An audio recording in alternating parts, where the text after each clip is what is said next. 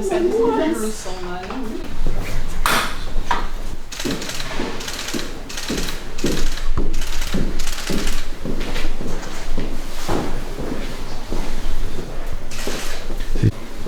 Voilà, nous vous demandons si on refuse, ça va être... si on refuse, non mais ça c'est aujourd'hui ou demain matin.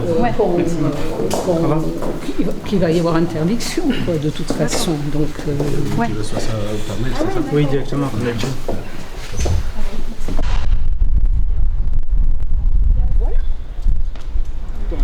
c'est accueilli comme un héros, il arrive dans la maison.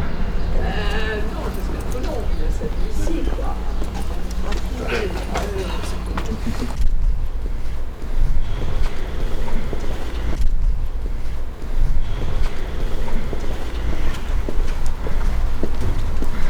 On est passé devant le tribunal administratif aujourd'hui pour contester l'assignation en résidence d'Abdelrahman Ridwan. Cette assignation en résidence elle est basée sur des vieux motifs qui sont recyclés de la procédure de fermeture de la mosquée de Pessac en 2022 où on avait obtenu gain de cause et en fait c'est clair que dans tout ce dossier on a uniquement une volonté de vengeance ou d'acharnement à l'encontre d'Abdelrahman Ridwan, surtout dans le contexte dans lequel nous sommes aujourd'hui avec son soutien pour la cause palestinienne. D'ailleurs, ça a même été dit par la représentante de la préfecture. Ce qui est reproché à Abdelrahman, c'est la critique des institutions de la France, de la position de la France à l'international. Et c'est quand même assez inquiétant.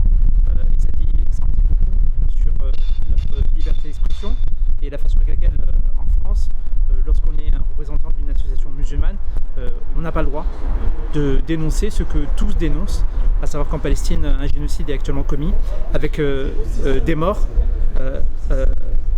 des enfants carbonisés, des bébés décapités, et c'est particulièrement choquant d'avoir aujourd'hui des représentants de l'État avoir cette position-là.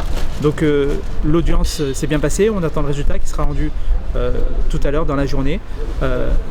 Monsieur Abdelrahman Ridwan aujourd'hui a l'interdiction de sortir de Pessac. Il doit pointer tous les jours au commissariat à 7h30 du matin et la préfecture justifie ceci parce que soi-disant ces prises de position inciteraient à la commission d'actes de terrorisme. C'est invraisemblable et c'est injuste.